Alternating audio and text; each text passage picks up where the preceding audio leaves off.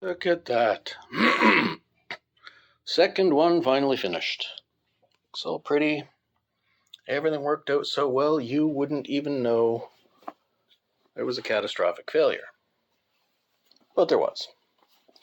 I had to replace the apron on this one and pull snaps out. So we only had enough snaps to do two, one in black and one in brass. The other kilt's right there. That's fine. It's just missing an apron. Because it turns out there are spots on this roll of fabric that are very weak, and when you punch the eyelet or the snap in, it just tore straight through. Put another snap in, and the fabric ripped like wet paper. So there's a few weak spots that I got to look out for on that roll of fabric, which that's fine. I mean, I don't know how old it is. I don't know how long it's been in storage or how many projects it's been used for. All told, I had to cut the rivets that were holding it together, damaging the apron more, but I had another apron. So here's the apron off of that one. On that one, this apron's garbage, and I don't have enough snaps to finish that one. Or rivets, for that matter. Well, I have rivets, but I have rivets and snaps that don't match. So I could do like one side chrome, one side black, or something neat like that, but that's not what the customer asked for. That's not what the customer asked for, so that's not what they're getting. I will contact the client again, and I already have about this. She said just do what I can with what I got. So I might be making another apron and doing one in half black, half chrome. Because I got no chrome rivets either. What I could do, to be very creative, I mean, I got black eyelets on that. I could put brass rivets and chrome snaps or some other mix, but whatever. I have enough black snaps left, that little bit there and this little bit here, to do 2 button pockets for this one. I don't think I have any brass snaps left. I might have enough. I don't know. But I'm going to do pockets, 1 or 2 button pockets on both of those aprons. That's the next step. So I'll clean this all up and I'll get started on that. All right. So we got these 2 kilts ready. All folded up nice and pretty. The more you brush it down, the more that chalk comes out, so it just disappears on its own. It's dull black. Worked out really well for the snaps, even after the catastrophic failure of the previous one. As you can see, we got our snaps in. Put a lot of those leather washers on the backs of the snaps and rivets, just after finding out that there are weak spots in the roll of material, just to make sure. So if you find another weak spot, it's going to fall, stuff's going to fall apart a little bit. We might not. Might be fine. But they're ready to have the pockets on them, which will make them entirely more difficult to fold up. So for the pockets are going to be 8 by 8 inches wide, 3 inches across, or 3 inches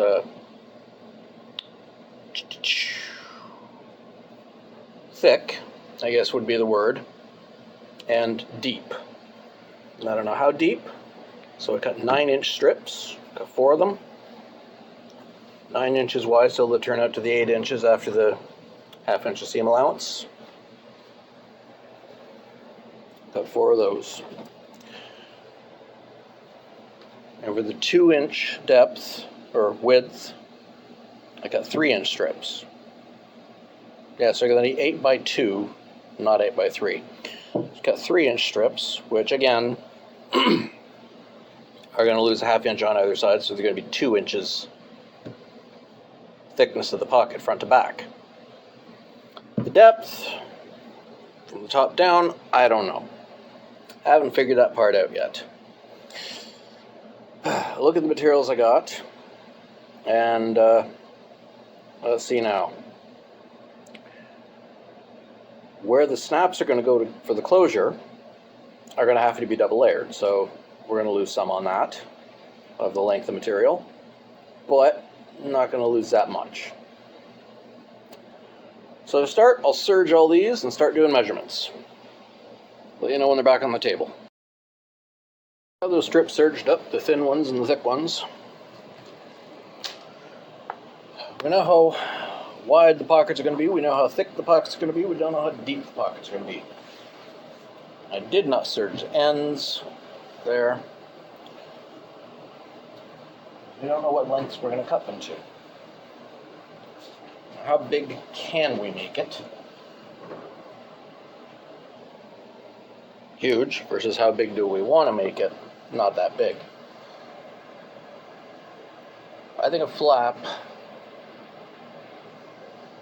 remember that has to come out 2 inches.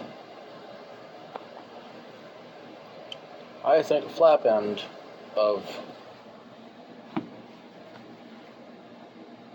so a folded flap of about 4 inches is good. So 4 plus 2 inches, bring this to about here.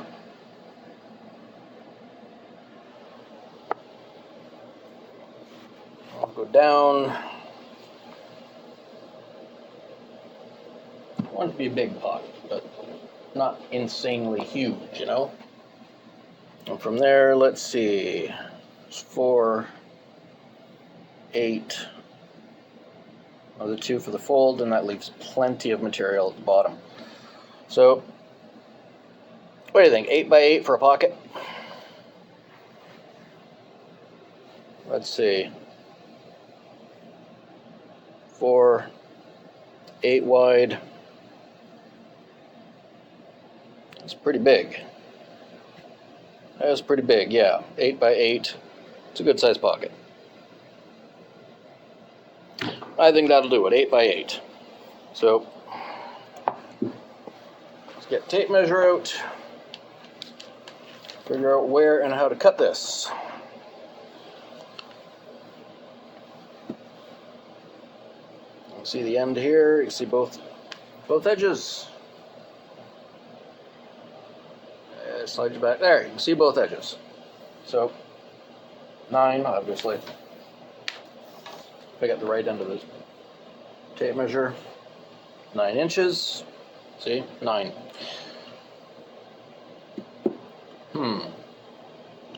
So that's a relatively straight edge. So we'll go up from there. The 4 plus 2 plus 1 to allow for the stitching. And I will chalk that spot. So 7 is where the first fold is going to be,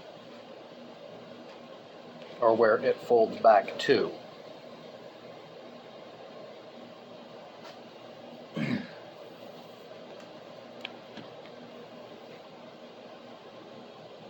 Here's that first fold. And from there, go up 1, that is where the back edge of the pocket's going to be. It's going to fold over there, 2 inches up to cover the thickness of the pocket. I'll call it thick, wide, deep, and thick. So that's going to fold. Then we need it to go 8 down. Brings us to there. Another 2 inches will be 10.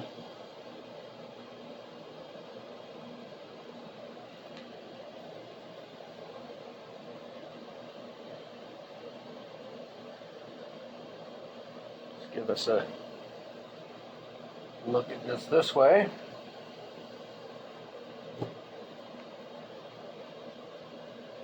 The up will be 8. So there, matching up with that piece of chalk right there. That mark. That's where that's going to fold down.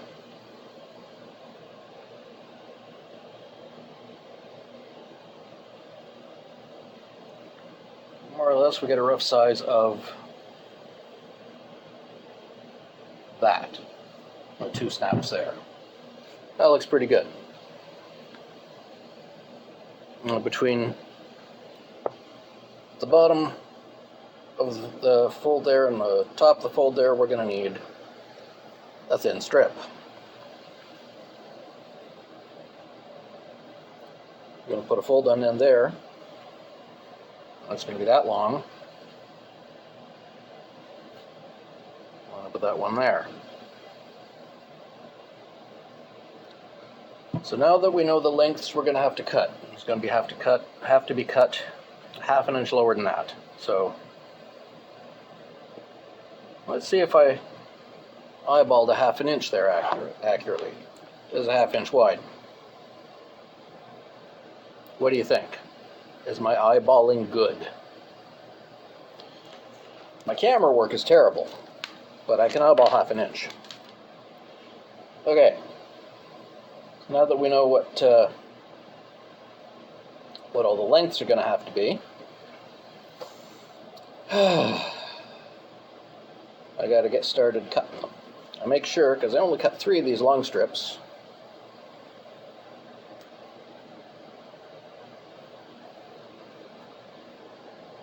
I can get 3 out of that one easily. Almost 4. So I get 3 out of it, that's good. That means out of the 3 long strips I can get 9, and I'll have 1 extra and a bunch almost big enough. Okay. I'll take those measurements, I'll cut everything down to the right lengths, and I'll serge the ends. And I'll start putting them together and show you that part. Got all the pieces measured out and cut for the pockets. There's the bodies of them. There's the sides. Now, I'm going to do, all pinned up and folded. I'm going to do the preliminary stitches on the edges. There and here. And the initial half-inch fold on the sides of the pocket. And then I'll start putting them together. So I'll show you when I start putting them together. Build a pocket.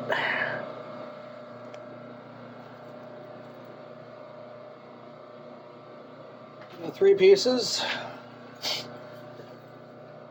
The main body. And the 2 sides. We'll start with what's going to be the front of the pocket. The flap goes over.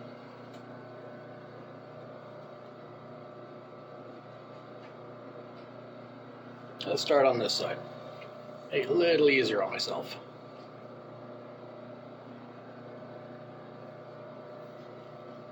Leave that pin in there.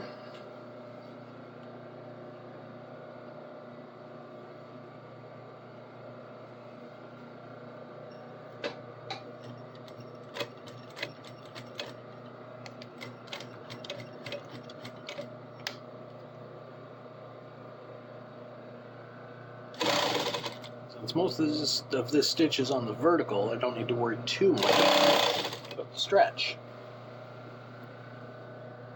See what it looks like. There's this turn to do, which is going to be really difficult, but let's do it.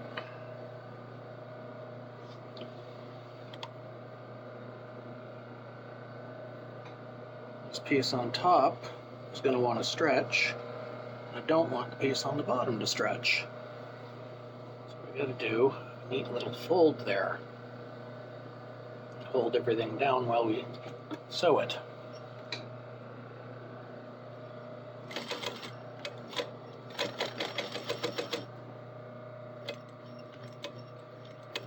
We're going to do the same thing again up this side.